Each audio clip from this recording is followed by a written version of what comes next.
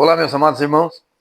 Nós continuaremos com Mateus 24, dessa vez 15 a 28. Veja, nós falamos a respeito da vinda de Jesus.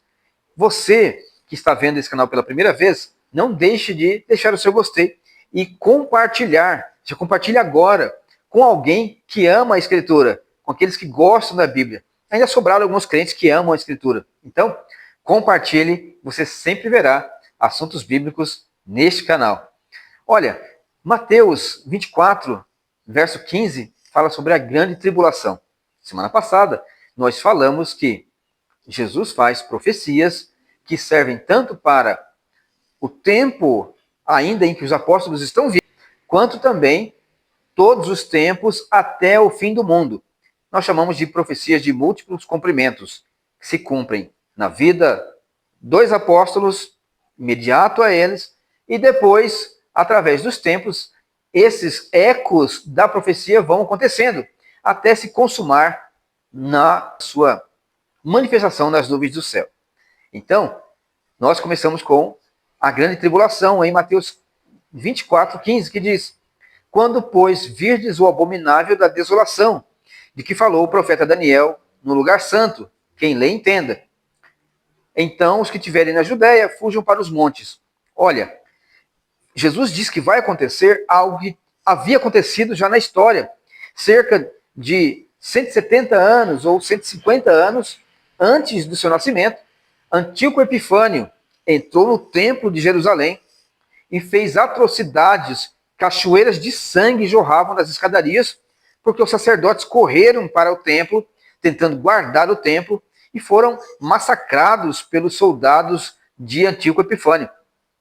Então, ele mesmo chegou a entrar também, depois nós vamos ver isso posteriormente, no ano 70, com um cavalo dentro do templo e sacrificou uma porca no Santo dos Santos. Era algo abominável. O judeu nem comia carne de porco, nem criava porco. Imagine ele ver o sangue de uma porca no Santo dos Santos. Para vocês terem uma ideia, mesmo o gentil, circuncidado, não ficava junto com o judeu, ou não entrava no templo diretamente, ficava no pátio dos gentios. Imagine uma porca sacrificada, com seu sangue jorrando no santo altar de Deus. E ele fez isso. Isso é o abominável da desolação. Então, ele vai falar, olha, quem lê entenda, é para eles se lembrarem que aquilo vai voltar a acontecer. Aquelas abominações, aquela profanação do nome de Deus, vai voltar a acontecer no templo, antes da destruição total do templo de Jerusalém. Então, ele já fala de profecias que vão acontecer numa data próxima à sua subida aos céus. Isso é bom para nós entendermos a questão do múltiplo cumprimento. Porque algumas pessoas imaginam que essas profecias são só para as últimas semanas antes da vinda de Cristo, último ano, último mês. Não, meus irmãos, eu entendo a colocação de vocês, e muitos pregadores nem questionam se isso é verdade, passam adiante como se fosse verdade. Mas a verdade é que o que Jesus fala já aconteceu, e outras coisas piores acontecerão, segundo ele mesmo diz, que o sofrimento será tal como nunca se houve na história da humanidade, e nem também jamais haverá. Vai ser um pico de maldade extrema que o mundo nunca contemplou. Para o seu horror, para o seu medo, nunca contemplou, mas também a maldade vai ser tamanha que nunca mais Deus vai permitir algo dessa forma. O aviso é, olha, se você estiver, para os crentes, lá na Judéia, quando vier essa invasão, fuja para os montes. As casas muitas vezes eram construídas em costas de pequenos morros, na Judéia, que é uma terra montanhosa. Muitas pessoas entravam na sua casa pela rua de trás e abriam pelas escadas, né, do telhado e desciam para a sua casa. Hoje muitos também fazem isso em lugares que são em costas de montes. Ele falou, se alguém estiver em cima de casa, não desça na sua casa, não vai dar tempo, salve sua vida. É mais importante salvar sua vida. E quem estiver no campo, não volte lá do campo para pegar uma roupa, uma capa, não, do jeito que está, fuja quando ver chegando a desolação, os exércitos cercando a cidade santa. Não volte para pegar nada. Então, os que estiverem na Judéia, fujam para os montes. Quem estiver sobre o eirado, não desça para tirar de casa coisa alguma. Pegar dinheiro, pegar joias, pegar cobertor, fuja do jeito que está. Não vai dar tempo.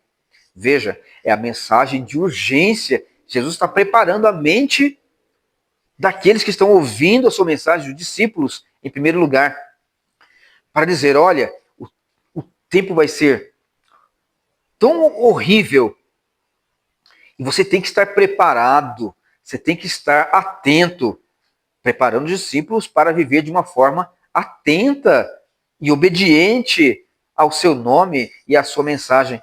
Então, ai das que estiverem grávidas e das que amamentarem naqueles dias, orai para que a vossa fuga não se dê no inverno, nem no sábado. Então, ele tem misericórdia, compaixão das grávidas, e ele sabe o que é uma mãe grávida não ter lugar para dormir, para se hospedar. Ele sabe disso, como ele veio ao mundo, sem lugar para repousar a cabeça. E então ele, olha, o sofrimento vai ser lamentável. A palavra ai é ele tomando as dores daqueles que vão passar grandes dificuldades. Ai é um lamento, é como se fosse um uivo de lamento. Ai das que estiverem grávidas, ai das que amamentarem. Então, porque a mulher precisa de descanso, precisa de amor, uma visão de um lar com amor, mas aquela visão vai ser brutal, de pessoas sendo dilaceradas na espada. Não vai ser uma visão tranquila. E a mãe que pensa no futuro do seu filho, enquanto olha para ele, vai ser uma visão horrorosa quando ela ver as pessoas sendo despedaçadas, massacradas pelos exércitos que vão cercar Jerusalém. Então ele fala, ai dos que estiverem grávidas, que amamentarem. Então, ore para que a vossa fuga não se dê no inverno. O inverno é terrível na Palestina, na Europa, também no Oriente. E fala, olha, porque no inverno as coisas são mais difíceis. E muitos daqueles que praticavam a religião judaica evitavam fazer qualquer coisa no sábado. Inclusive, você poderia andar apenas até 1 quilômetro, cerca de 1 quilômetro, que era a distância até a sinagoga, e voltar para a sinagoga. Então, ore para que vocês, nesse dia, não tenham que quebrar a lei e fugir e correr muito. Apesar que os rabinos mesmo permitiam a pessoa fugir para salvar a sua vida. E ele mesmo faz essa abertura, olha, não esperem, esse mal virá e não vai tardar. Ele virá e não tem como evitar. Ele tem misericórdia dos discípulos e os alerta. Meus discípulos, fiquem atentos. Não tentem correr para o templo. Não tentem correr para dentro da cidade, como se eu fosse vir e salvar a cidade. Não vai acontecer isso. Eu não vou salvar essa cidade. Ela vai ser destruída, porque eles foram desobedientes. Então, ore para que não se dê no inverno nem no sábado, porque nesse tempo haverá grande tribulação, como desde o princípio do mundo até agora não tem havido, e nem jamais haverá. Falo, nunca mais vocês vão ver coisas tão terríveis como esta acontecendo nesse mundo, no mundo inteiro. Mas o Senhor Jesus dá uma pausa na mensagem de terror desse momento e fala assim, olha, não tivessem aqueles dias sido abreviados, ninguém seria salvo, mas, olha só, que coisa maravilhosa, por causa dos escolhidos, tais dias serão abreviados. Então veja, nenhum escolhido vai se perder. Não haverá escolhido de Deus, de Jesus Cristo, que irá se perder, porque o escolhido não pode se perder. Ele está dizendo, olha, por causa dos escolhidos, esses dias serão abreviados. Então, eles vão ser salvos. Mas se não fosse isso, ele diz na sua teoria, né? Porque Deus conhece as coisas não só na prática, Deus conhece as coisas teoricamente. Se isso se perpetuasse, a mente humana não consegue lidar com tanto sofrimento como vai haver nesses dias. Vai ser, o homem vai perder, como que perder a sua humanidade e o respeito pela vida. As pessoas vão se tornar malignas ao extremo. É claro que haverá uma diminuição da operação do Santo Espírito de Deus na sua ação, que nós chamamos de graça comum. Ela vai se diminuir neste mundo. E o homem vai soltar toda a sua maldade, começar naquele pico crescente de maldade, nós vamos ver isso depois na parábola da figueira, que ele pode praticar o mal e ele vai fazê-lo. Ele vai fazê-lo. Vocês já estão vendo, começando essas coisas. Não quero ser o pregador que fica anunciando novidades toda semana, mas o tanto de criança desaparecida no Brasil. São cerca de 66 crianças desaparecidas por dia apenas no Brasil. A humanidade vai perder a humanidade, se pode falar assim. Então vai ser um tempo terrível de perseguição cristã. O mundo está perseguindo a igreja. E você ouve os jornais falando disso com seriedade, eles falam disputa religiosa, como se também os cristãos estivessem atirando nas pessoas que os perseguem. Cada dia mais, cristãos são massacrados no mundo islâmico. E também em países intolerantes ao cristianismo. Países que antes eram conhecidos por receber pessoas com afeto, receber o imigrante com a sua religião, com a sua família, agora estão sendo perseguidos, os cristãos perseguidos dentro de sua própria casa e assassinados dentro do seu próprio país.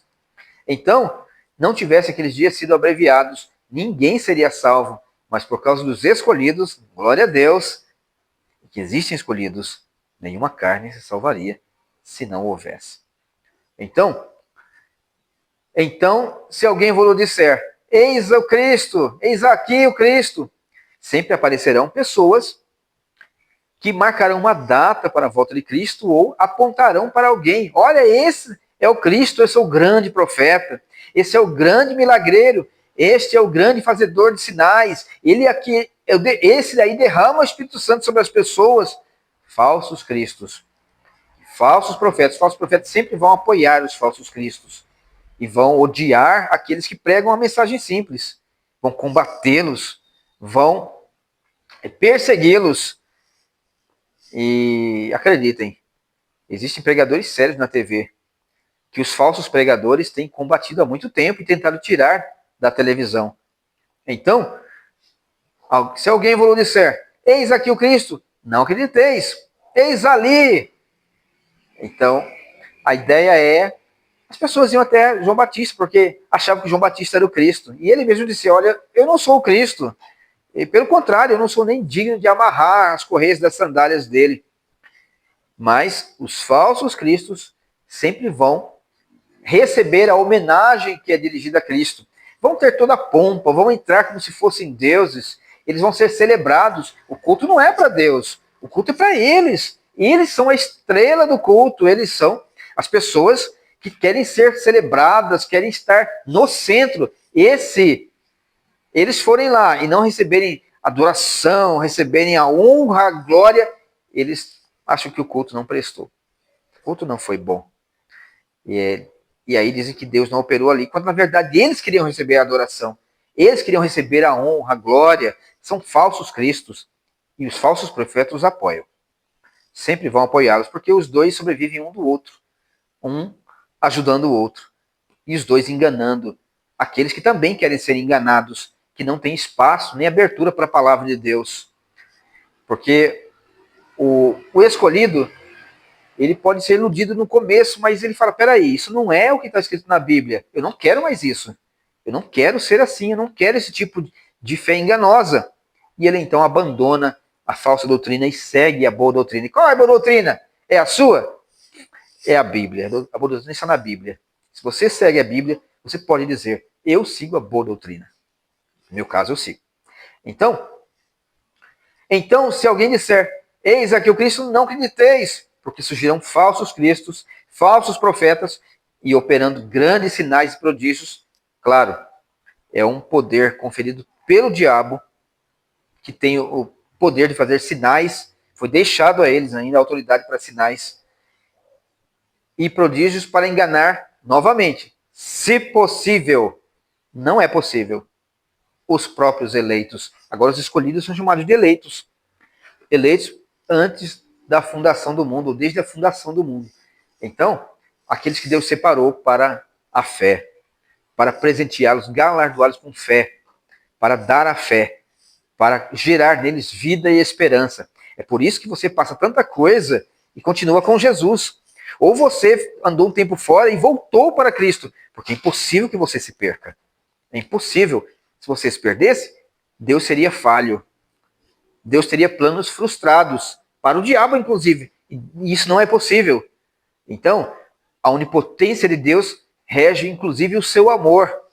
E quando ele mira o amor dele para você, esse amor é onipotente e salva. Então, dirão, vede, né? Está ali, está aqui. Não, não acreditem. Não acreditem, porque ele virá só uma vez. Não virá para um grupo de pessoas isolado. Virá sobre as nuvens do céu com poder e muita glória, e todo o olho verá. Não são alguns olhos selecionados. O mundo inteiro, o mundo ímpio e o mundo crente, o mundo dos anjos, todos o verão. Então, vê ele e fala, olha, eu estou predizendo a vocês, não acreditem que todo terremoto, ou todos os acontecimentos já são uma vinda imediata, e tem gente que vai aproveitar qualquer terremoto, qualquer epidemia, qualquer doença, para falar que eu já estou vindo. Calma, isso deve acontecer, porque isso acontece nesse mundo de pecado, mas ainda não é o fim. Porque haverão falsos cristos, falsos ungidos de Deus, se dizendo o enviado, o Messias, e falsos profetas, pessoas que têm a aparência de que trazem mensagem, mas não trazem mensagem, e vão dizer, ele ali no deserto, não saiam, não vão atrás, ele ali no interior da casa, para um grupo seleto, espiritual.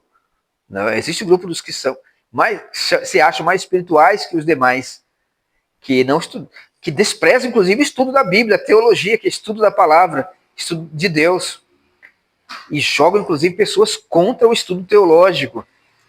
E assim fazendo, estão jogando as pessoas contra o conhecimento de Deus, contra conhecer a Deus, alegando que a letra mata. E a letra ali não é a letra da Bíblia, porque a letra traz vida, a letra da palavra é lâmpada para os pés e luz para os nossos caminhos. Desde o Antigo Testamento ela é tratada como luz e como vida, como estrada da vida, como boas veredas. Então ela não pode matar, ela traz vida e vida em abundância, porque a palavra é o sinônimo de Cristo. Cristo é a palavra de Deus, ele é o verbo de Deus. Não pode trazer morte. Te engana quem prega para você que teologia mata. Bom, não acreditem. Então, acreditem na Bíblia. Não acreditem nesses tais. Por quê?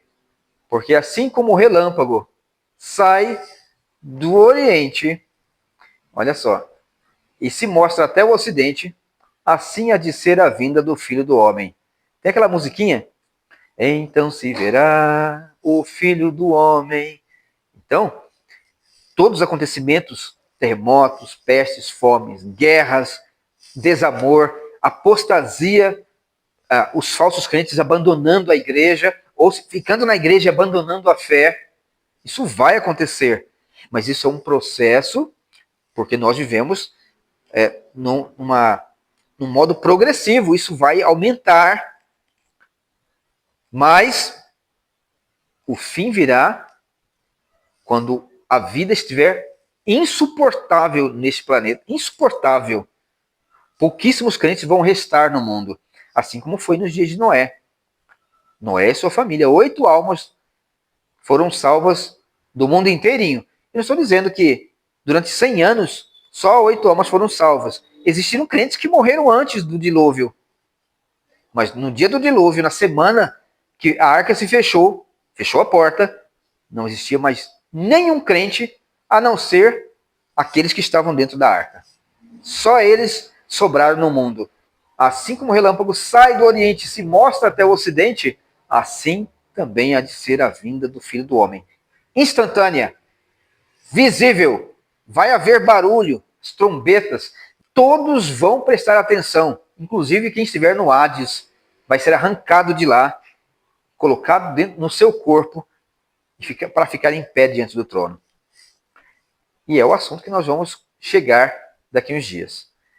Mas essa mensagem, ela é tão importante que não pode ficar simplesmente para você assistir e ficar pulando. Você deve mandá-la para pessoas, mande para os seus parentes, peça para que eles assistam, fala, Tire os minutos do seu dia para prestar atenção na palavra de Deus. Porque esse Jesus, que foi morto, ressurreto, subiu aos céus e mais de 500 irmãos o viram subir, ele da mesma forma vai descer, mas desta vez com poder e muita glória para o grande julgamento.